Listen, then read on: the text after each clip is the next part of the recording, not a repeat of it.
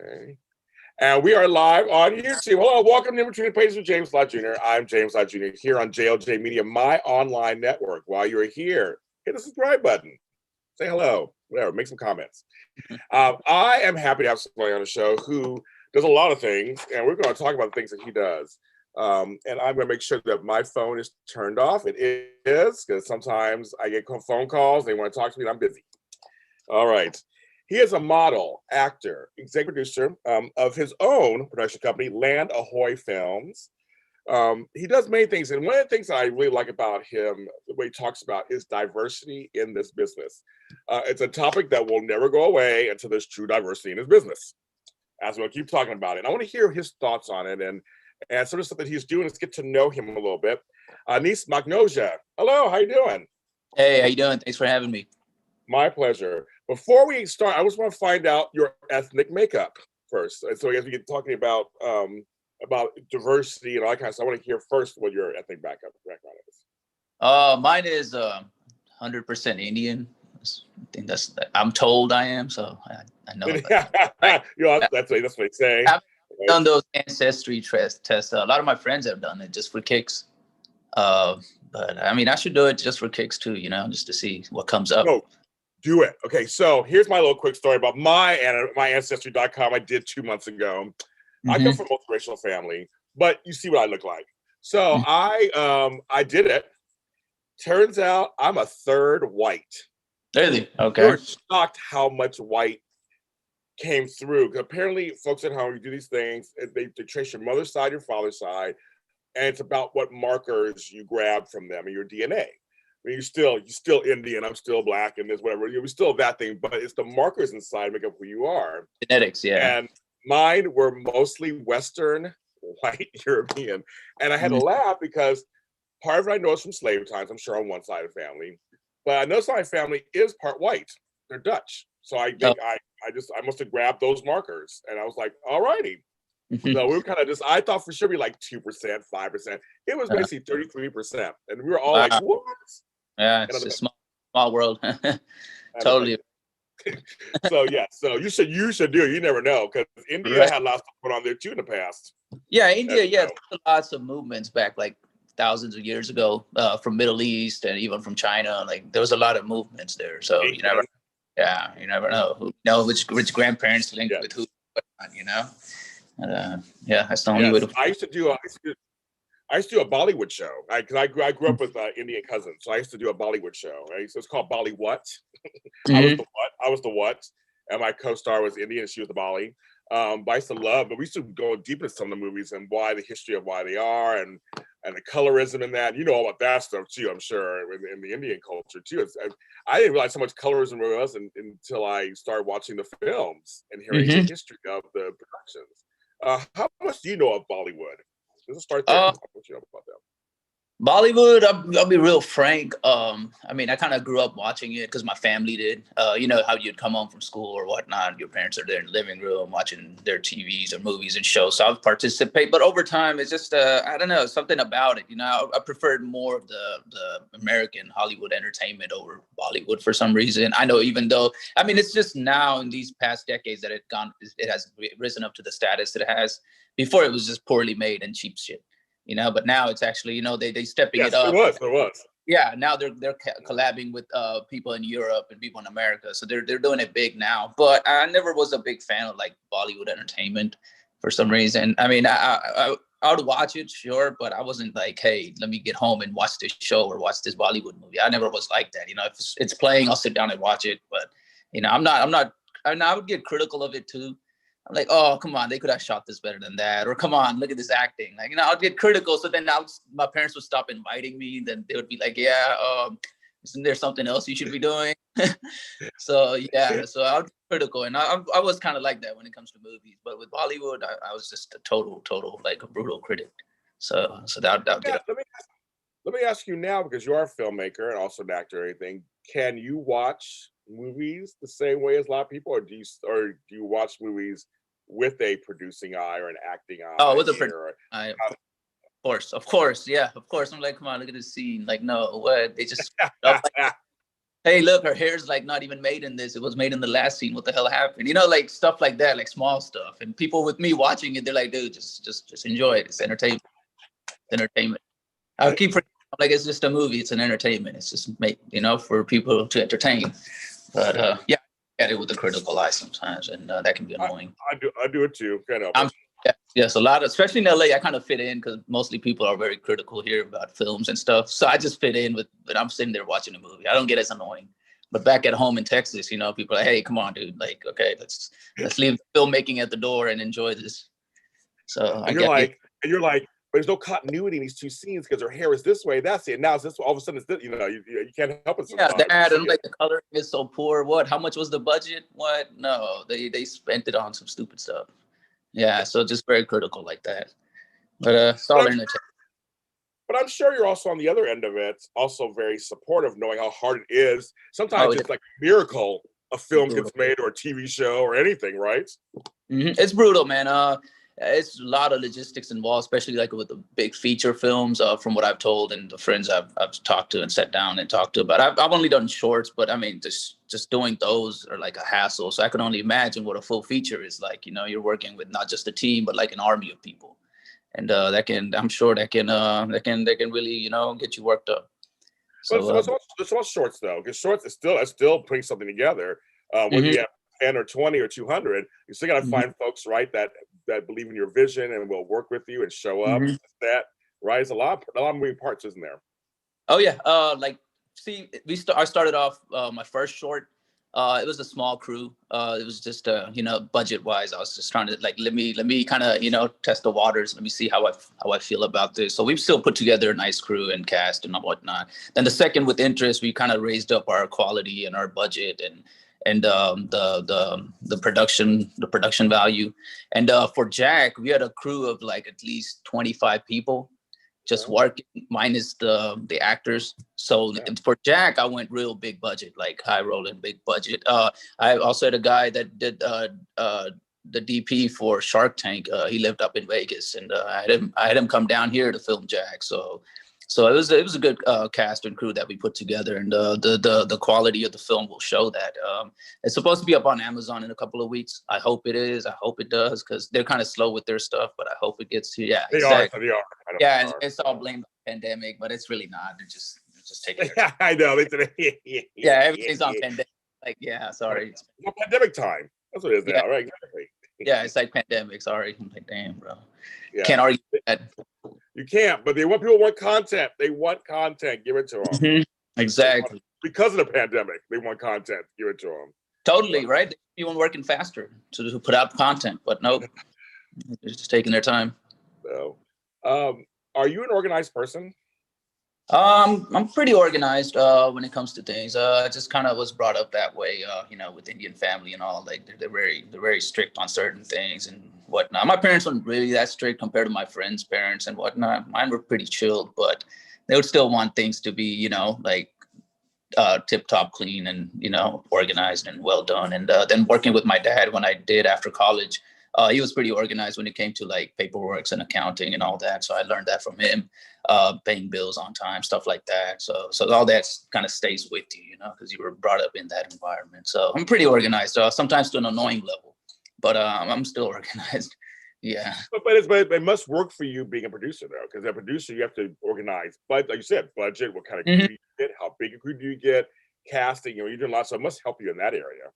Oh, it does. It does. Especially if you have someone along with you that works the same way you do. And I was you know, luckily I got involved with Mr. Fred Tobias, who's been the director in my past 3 films. And this guy, he's on top of his stuff every time, anytime. I trust him 100%.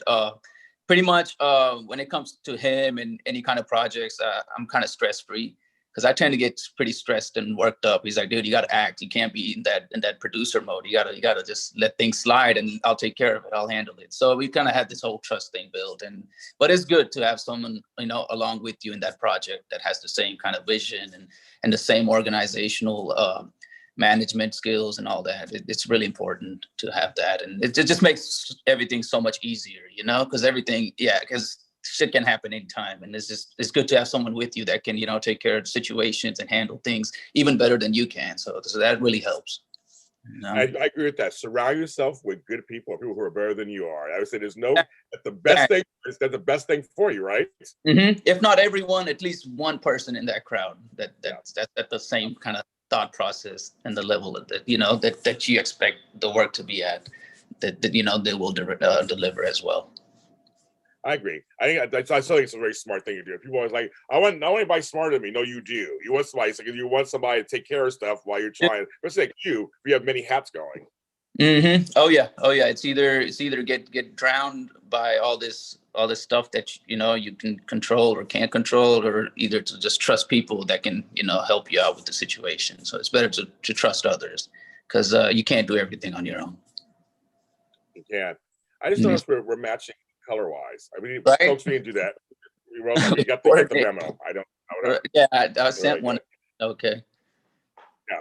Okay. So, because you act in your film, so you're a producer, you're this, and this, but you're also you're the actor.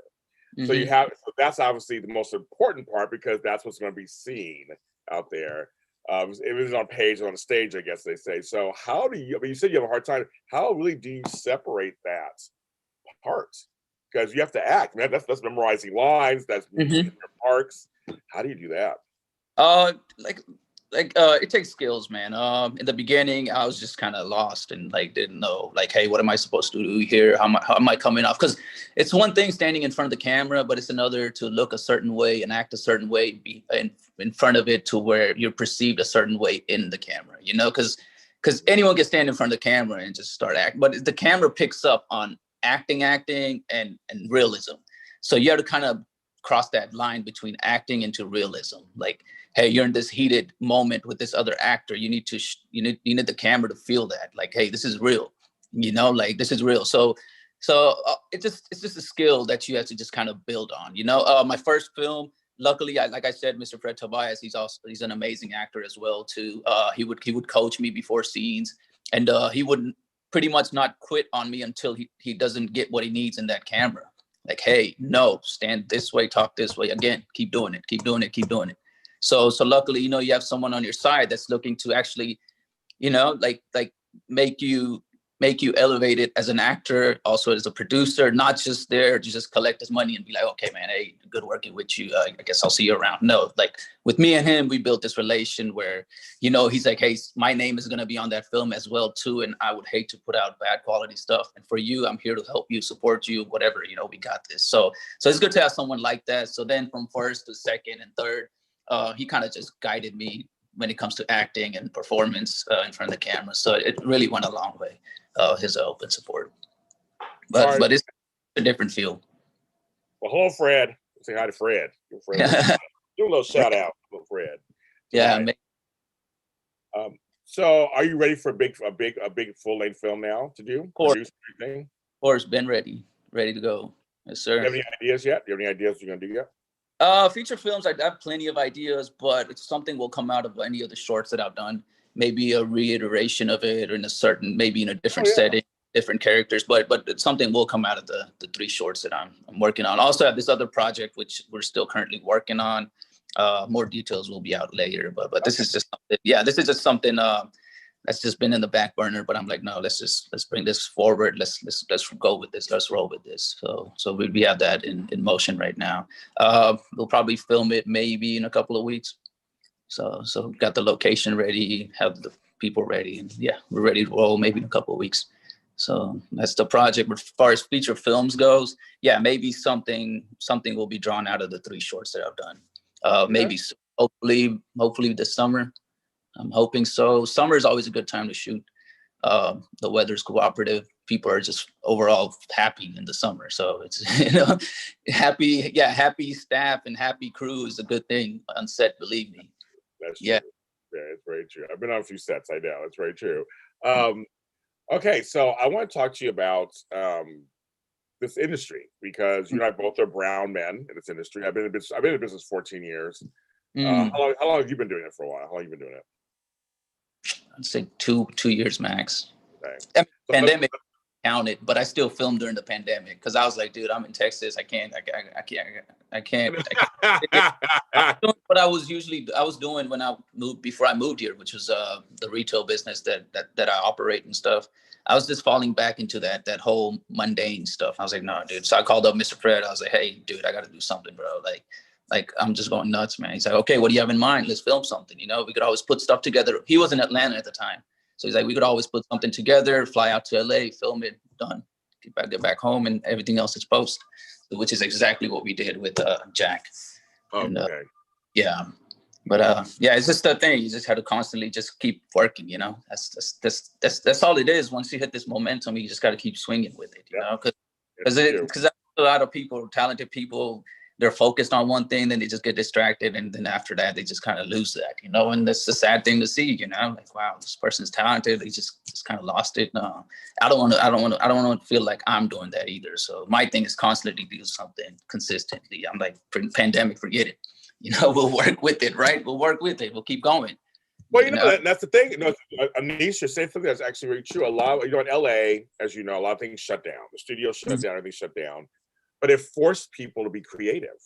It has. And in ways that are safe. I had some friends who did some things where it may have been, you got 3 days to do this. You don't have the normal 2-3 weeks. So we got 3 to get a weekend. Let's bang this out. I had friends who did things through Zoom, did things through iMovie. I mean, like you said, a lot of it was getting the footage. You can do whatever you want later and post. So you kind of work it out. But yeah, it was very much I saw a lot of creativity in trying to get it. We're itching, man. Especially real artists. You know, our thing is like, hey, when especially an idea comes along where you're like, hell yeah, I want to be part of this, and people are just enthusiastic about it. Especially, yeah, in this lockdown situation, this COVID situation. And you're right. People just have this itch that, you know, that's the only cure is to just do what you were doing, which is working on, you know, what the films or show, whatever you had going on. So it really helps, and that's why like so many people are just dedicated on this project that we did with Jack. I mean, yeah, the budget was there, but at the same time, like the feel you got from people, they're just happy to be there.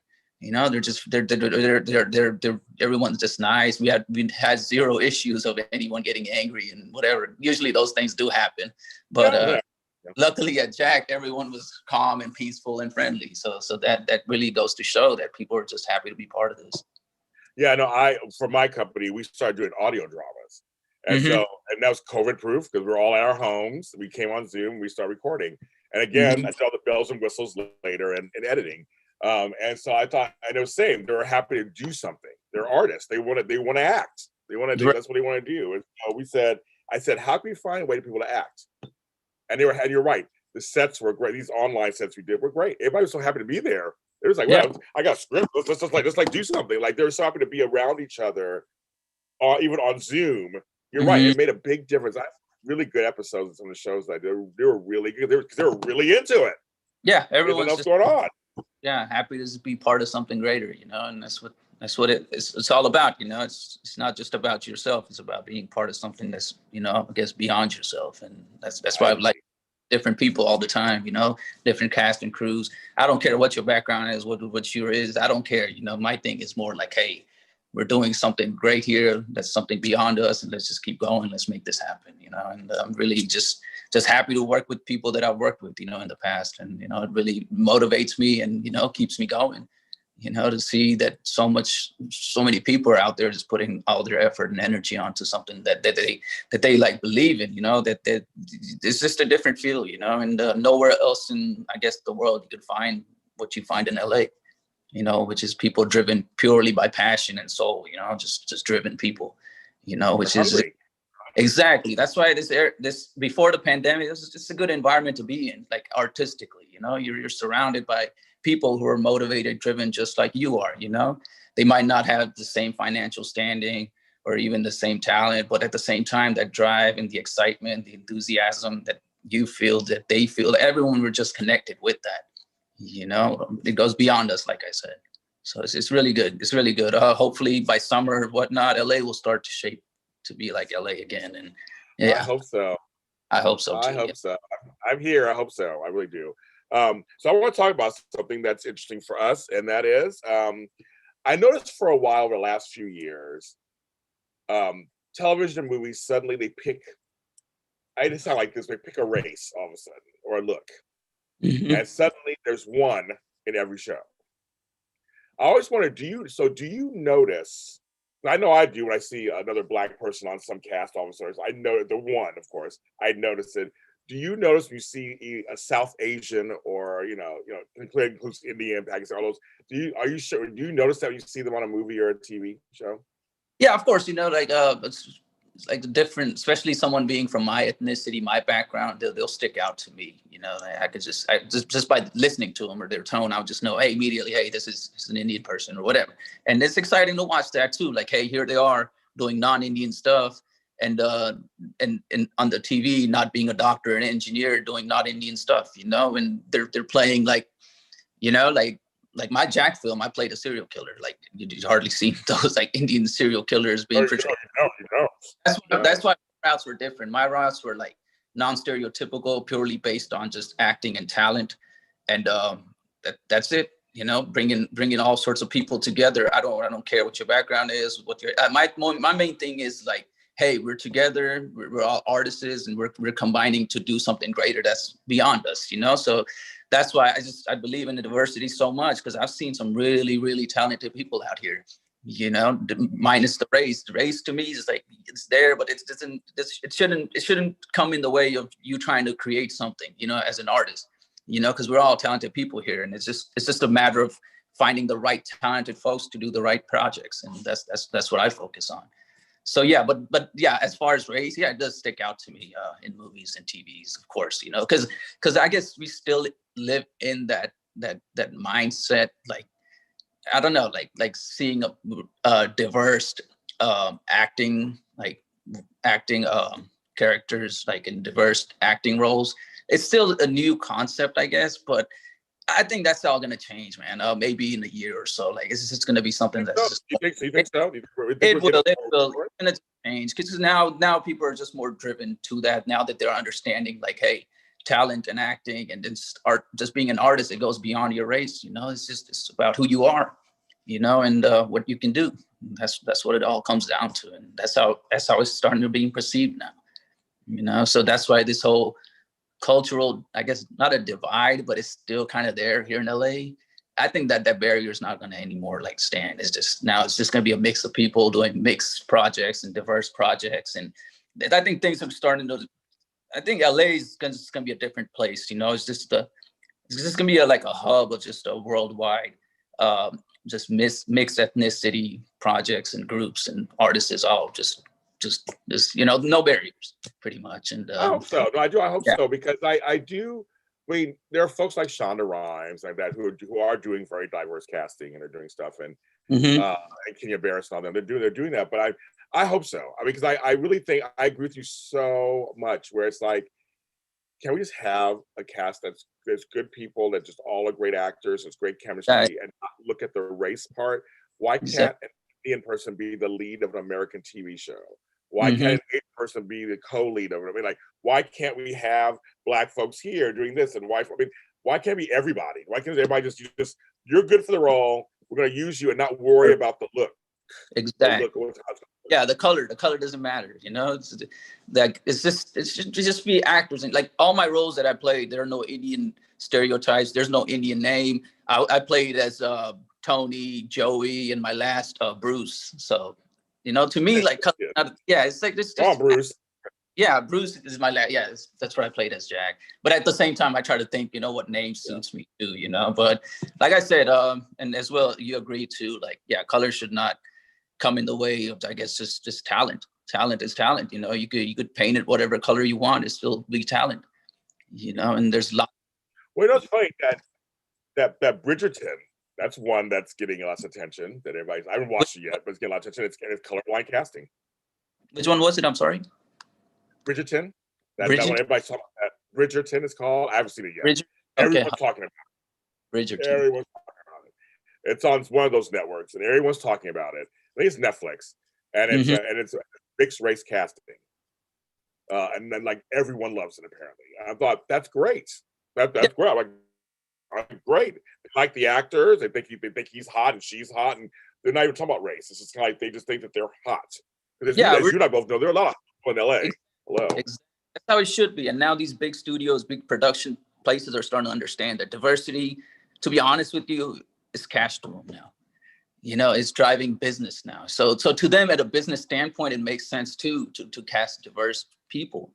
Not, I guess it not only, now in a business sense it makes sense. I guess like as a good company it makes sense too. But to them, business wise, it makes a lot of sense now, because now shows like places like Netflix, HBO, they pick up stuff with diversity. So these big studios are like, hey, why are we shooting ourselves on the foot by not being diverse? Let's just, let's switch it up, because they have boardrooms and stockholders they answer to. So hey, so at the end of the day, it's business to them.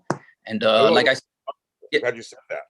Yeah, and like I said, diversity is what's going to drive. It's gonna be the fuel now for them to expand as a company, as a brand, and just overall the industry itself is shaping out to just turn into this whole just mix of things, and just based purely on talent. And that's because I always have said this, and you kind of are saying this yourself in your own way. Green is the color in Hollywood. It's what all the time. That's the color. Yep. Green money. Yep. You could have Anish, you could have 2 horns, the middle of your head coming out. If you made 3 hit movies, they'll cast every horned person in Los Angeles to make more movies, because you're right. They have board members and stockholders and people have to answer to saying why the profit's down this month. Exactly. Why this quarter these movies didn't do that well. It's like they'll go for anything. They're like, that's fine. I'll go for it. Exactly. And so it's coming from like a business background has kind of helped me to see this industry as well too. Me too. Yeah, when I came here, I forgot for a minute. I was like, hold on, man. Everything's built on that mighty dollar over here. Yes, there's talent. Yes, there's good people here. Yes, there, like just artists is here. But at the end of the day, it's that green is what really powers this whole glitz and glamour here. And at the end of the day, that's something that LA and Hollywood would never want to lose. Which is, like greens, and they'll do anything and everything. They'll change the whole society up just to keep adding more and more to it. And that's how it's shown, which is good for everyone, which is good. In the end of the day, it created this movement, but this movement was wholly embraced by Hollywood because of the dollars, and not only it's a good thing to do, but like I said, it just comes down to profitability and sustaining themselves as a company to keep progressing over other companies, because they don't want to fall behind Cinemax, and because Cinemax is doing diversity and HBO doesn't want to fall behind. They want to stay ahead. So, hey, let's bring in more diverse people. They're doing 10 films this month with diverse. No, we'll do 20. Right. So in a way, it's driving this whole ethnicity and the whole inclusion. Yeah. Driving. It's a fuel now. It's a fuel that's going to accelerate not just LA itself, Hollywood itself, but people that are part of it too. So it's good for everyone. I'm sorry. And LA is the ironic part is LA is so diverse. That's the ironic part. It's amazing. Outside of LA itself, it's really diverse. Every community's there, basically. So that's just kind of funny. Yeah, it's a big melting pot, and the city's so diverse. It's like you go to different parts of, say you go to Santa Monica as opposed to say in the Valley. Like it's just so much diversity. It just feels like you're in a different city. Even though you're part of LA, it just feels like it's different. I said I live in Inglewood by LAX by the water. It's different down here than it is maybe say downtown LA or East LA or Montebello, right, going to the east. Or like I said, I used to work in North Hollywood. That's very different than regular Hollywood. Yeah, like all part, but it's all one. But it's just different. The city just feels it's a melting pot. So every area of the city just feels different, which is a good thing. You have all these parts of just different, like not like multicultural people just coming together and just being part of this one city. Right. It's good to have. I'd explain to people that I'm in LA, but I live in a city of my own mayor. I'd explain it to people who are not from LA. They're like, but you live in Inglewood. But you say if you're from LA. I go, well, I am from LA, and I was actually born in Los Angeles City. But I say I live in a place called Inglewood, which LA is across the street from me. I'm looking, there's LA right over there. And I'd explain, they didn't get what I was saying. I was like, it's when you live here, you get it. Yeah, lots of here. I've noticed that lots of cities. It's not whoever designed it wasn't simple to them. Like, it's just so many boundaries and borders and counties and city limits. Yes, exactly. It's like just sliced up. Well, so I think what you're doing is great because representation matters. It's the one thing we haven't talked about yet, and that's the one thing I think is very critical. The diversity, that's great, but representation totally matters. And I'm like, that's something that You're doing it. We're doing it right now by you and I being on here together, two brown men from different backgrounds, talking about this business that's global. As you just went away, your face just went away. Yeah. This is live, folks. This is live, people. Oh my God, where'd you go? I'm so sorry. Decline. Yeah, can you hear me? There you go. Yeah, I can hear you. It's so funny. It's like I bring you something else and you're like, bye. It was Todd calling me. He's the one that arranged this, so he's probably. Oh my God, it's so funny. Sorry, we're busy right now. We're having the meeting. We're doing it right now. Yeah, yes, arranged. Yeah, I'm in the middle of it. I'm gonna call him. Yeah, he clearly knows the time to call, and he's how you gonna call 30 minutes into it? Right, exactly. You know what time it is. You know what time we're doing this. Yeah, that's hilarious. Before, Shout out to him. Shout out to him. But as I was saying, we both are brown men who are creators who are sitting here on a show together. I have a show, and you're an artist, and we're together talking. That's representation. That's literally, I think, something that will be very important. So how much, and hold it, tell people in the chat room, how important is representation to you? It's very important. I mean, just being connected with, I guess, the same, the people with the same mindsets as you, regardless of race or whatever, shouldn't matter. You know, you're supposed to connect on some basis about, I guess, at an artist level, you know, like it's all it comes down to, because there's certain people like with me, artist level, like this just doesn't make sense. I don't care what you call it. Like me, it's like, no, artistically, I don't know, man, we're not connecting, you know, and that's the way I look at things, you know. Yeah. And that's how it should be, you know, and artistically, like, dude, if we connect and your color's like purple, I don't care, bro. Like you and me are gonna make something happen. Yeah. And that's how it should be, you know, that's how it should be seen. And yeah, it is one of the, I guess, the most important factors, you know, which is reputation. That's true, because that's the basis of everything that you do, you know, like to get anything going, to have any projects, to do anything, you have to first connect, you know, with the right folks that you feel are right, you know, artistically, talented wise, and just driven just like you are. And that's how it's the basis of stuff. So it is pretty important. Yeah, and what you put out, and just the fact that you're playing a serial killer, playing this, someone else who's in, they may go, I could play that too. Okay, I can do that also, or I can do something like that, or I can write something like that. Because we get told so many times, well, because you're this, you can only do this. Yeah, I've had some people reach out to me. They wanted me to play a doctor. One of them wanted me to play a doctor. I'm like, nah, of course. Like, you're like, they wanted to give me a total Indian name. I'm like, hell no, I'm sorry, man. It's just, I'm gonna have to pass, bro.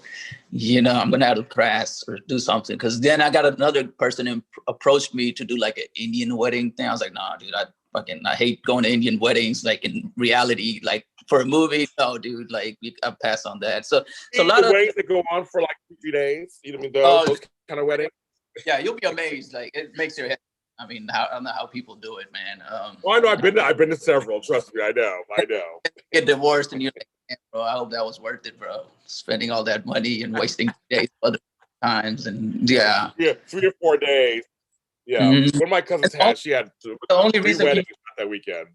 Yeah, and the only reason people really go to it is because the other folks are expected to come to either your daughters or they already came to your daughters. So your ass has to go there and, you know, like act happy for them, but just there just to eat and give your presents and leave, you know. And it's just a wedding now, you know. It's just obligation. That's what it comes down to now, you know. But Indians, they do spend a lot of money on them, and they spend like days and days on just celebrations. I know. I'm like, I know. Yeah, and then you hear to get divorced. It's like, damn, bro. It's just really like all I know. Like, oops. No, I'd rather just keep mine low budget, very minimum. I'd rather spend my money on a vacation, on a honeymoon or something extravagant.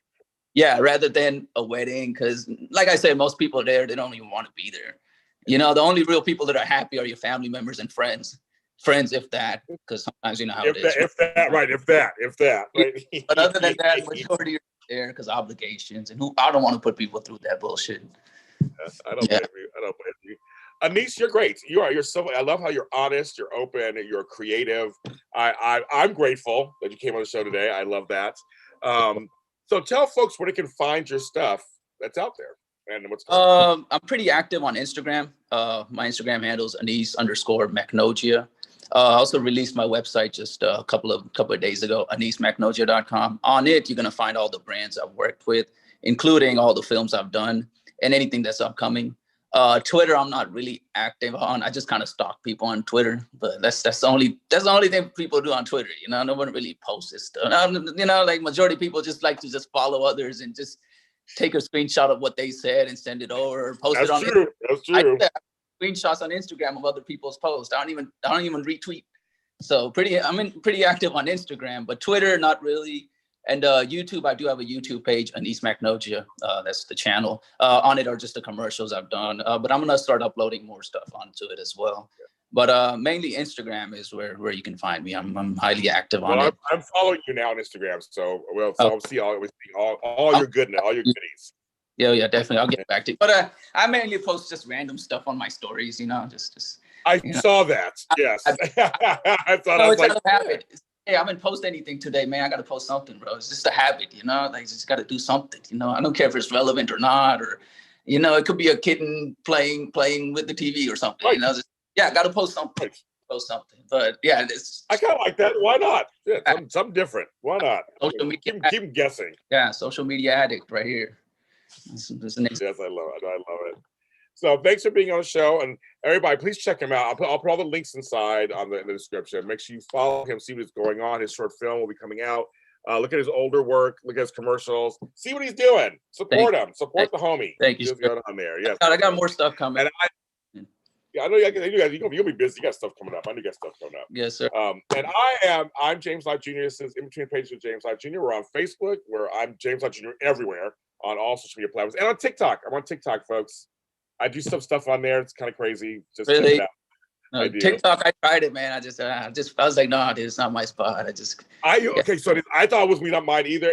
I found my niche on there. That's what you have to find something to want to do it. It'll be up there for more than just 2 days. Yeah. Okay, that's what I did. Okay, I need to stick to it. Okay, commit to it. Yeah, something like that. Yes, I found what I'm going to do on there. You have to find something that's going to make you want to do it. Something that clicks to you. Yes. Right. Not follow the trend. Something that clicks to you. You're right. Yes. That's what it is. Folks out there, please stay safe and sane. So